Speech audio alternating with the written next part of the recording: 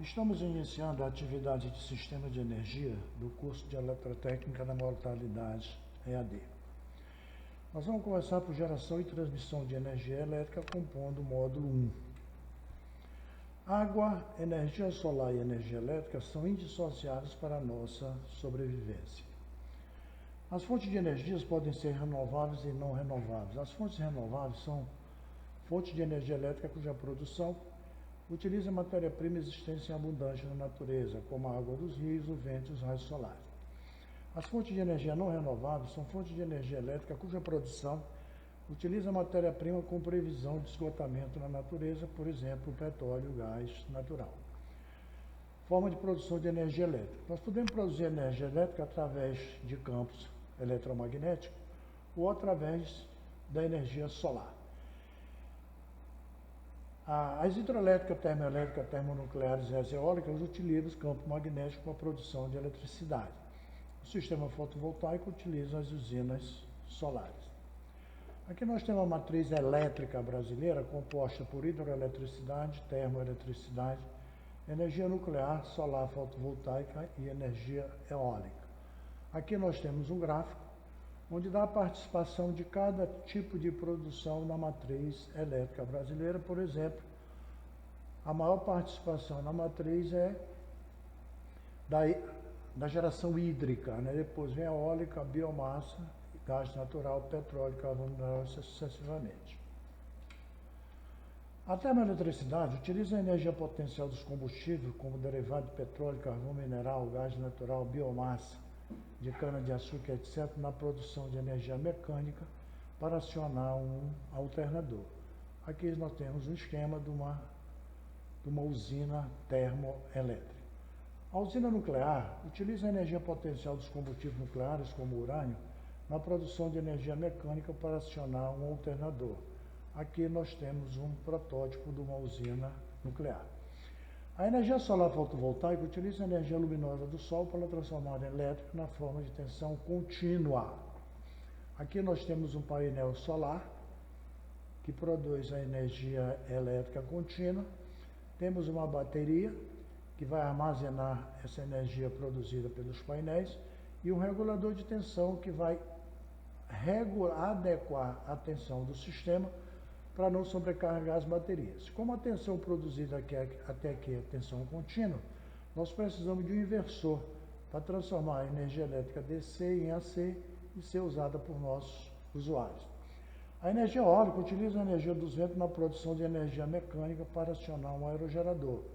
Aqui nós temos uma mini usina nuclear. Princípios eletromagnéticos. O campo magnético é produzido entre os polos de um ímã natural ou ainda por um condutor ou um eletroímã quando percorrido por uma corrente elétrica. A relação entre a corrente elétrica e o campo magnético foi descoberta pelo cientista dinamarquês Ørsted. Se houver circulação de corrente, haverá a formação de um campo magnético devido ao movimento orbital e ao spin do elétron. O spin é o movimento do elétron em torno do seu próprio eixo. Aqui nós temos algumas imagens que vão facilitar o entendimento. Indução eletromagnética. Foi Michael Faraday que descobriu que um campo magnético variável no tempo ele interage com o circuito elétrico para induzir nesse uma força eletromotriz. Essa força eletromotriz induzida dará origem a uma corrente elétrica induzida. Aqui nós mostramos um transformador, um enrolamento primário e um enrolamento secundário. Se nós alimentarmos o circuito primário, vai ser produzido um campo magnético que vai também enlaçar o enrolamento secundário, induzindo nele uma força eletromotriz. Sentido da corrente induzida. Foi Lenz quem descobriu o sentido da corrente induzida. Então ele diz o seguinte, que uma tensão induzida num condutor ou numa espira, só que o sentido da corrente induzida é tal que o campo magnético que ela produz se opõe às variações do campo magnético que o produziu. Em outras palavras, o campo magnético produzido pela corrente induzida se opõe às variações do campo magnetizante. Aqui nós temos duas imagens que vão ajudar no entendimento da lei de Lenz. O gerador elementar é uma máquina que converte energia mecânica rotativa em energia elétrica.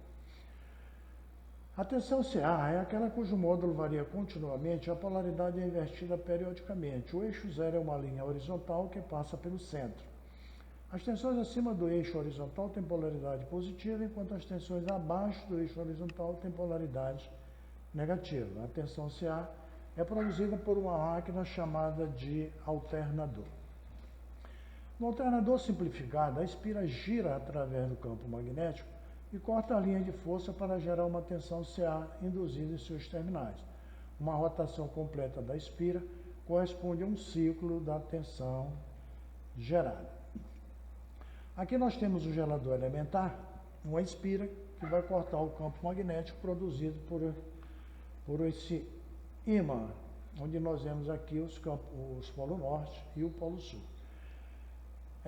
Na posição que a espira está, como ela está paralela às linhas de força, a tensão induzida é 0 volt. Quando ela se desloca no sentido descendente, à medida que ela se aproxima do centro do entreferro, ela vai cortando o maior número de forças no caminho.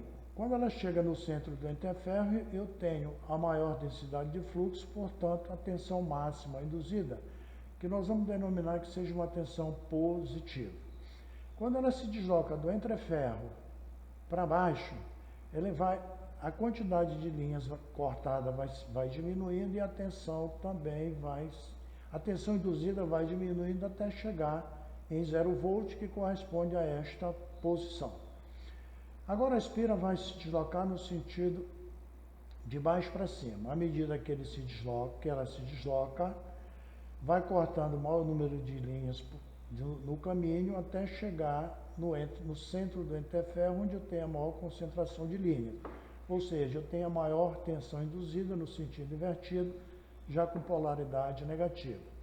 À medida que ela se desloca de 270 graus até 370 graus, no mesmo raciocínio, o número de linhas cortadas vai diminuindo, a tensão induzida também acompanha até chegar no instante zero. Ou seja, no giro da espira nós produzimos um ciclo da tensão gerada. Fluxo magnético é o conjunto das linhas de força que sai do polo norte de um ímã. O símbolo do fluxo magnético é a letra grega φ. A unidade de fluxo do sistema internacional é o Weber, e um Weber equivale a 100 milhões de linhas de força magnética.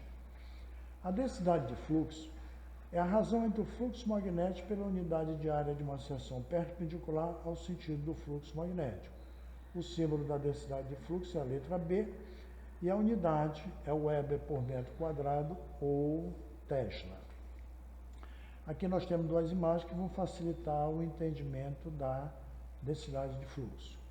A força magnetomotriz de uma bobina é igual ao produto entre o número de espira da bobina e a corrente que por ela circula. O símbolo da força magnetomotriz é o NI e a unidade é o ampere espira. Intensidade de campo é a relação entre a força magnetomotriz e a distância entre os polos de uma bobina. O símbolo da intensidade de campo é a letra H e a unidade é ampere espiras por metro.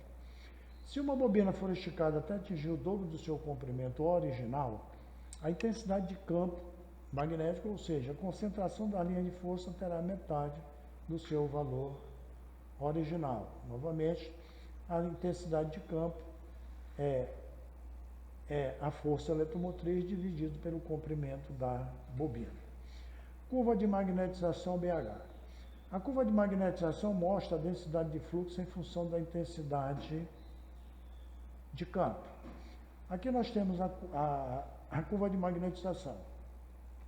Observe que à medida que a intensidade de campo aumenta, a densidade de fluxo também o faz, até chegar no valor de 150 mil ampere-espira por metro. Nesse ponto, a densidade de fluxo é 1,5 Tesla. Observe que à medida que nós vamos aumentar a intensidade de campo a partir desse ponto, a densidade de fluxo se mantém constante, ou seja, o núcleo ferromagnético entrou em saturação. Agora nós vamos tratar de geração de energia elétrica. A usina hidroelétrica de Tucuruí, ela está situada no rio Tocantins, no trecho da hidrovia Tocantins-Araguaia, município de Tucuruí, no estado do Pará, e tem uma capacidade geradora de 8.370 megawatts. A barragem é tipo de gravidade, com comprimento de 11 km e uma altura de 78 metros. A usina hidroelétrica Tucuruí é o principal integrante do subsistema norte do Sistema Integrado Nacional, SIN, sendo responsável pelo abastecimento de grande parte das redes CELPA no Pará, SEMAR no Maranhão e CETINS no Tocantins. Em período de cheio no rio Tocantins, a usina complementa a demanda do restante do país através do SIN. Existe uma eclusa e um canal de 5,5 km que possibilita a navegação fluvial entre Belém e Santa Isabel através da usina. A usina é ligada à rede nacional pela linha de transmissão entre Presidente Dutra, no Maranhão, e a usina hidrelétrica de Sobradinho, através da hidrelétrica de Boa Esperança, na divisa do Maranhão com o Piauí. A usina hidrelétrica Tucuruí, ela possui 12 turbinas tipo Francis de 350 megawatts e 11 de 375, todas com uma rotação de 81,8 rotações por minuto. Existe também um grupo auxiliar de turbina tipo Francis de 22,5 megawatts cada, no total de 2, com uma rotação de 327,27 RPM. Aqui nós temos algumas imagens que vão ajudar a gente entender o processo. Princípio de funcionamento de uma hidroelétrica. O líquido entra pela tomada de água localizada montante da usina, que está no nível mais elevado e é conduzido através de um conduto forçado até a entrada da turbina.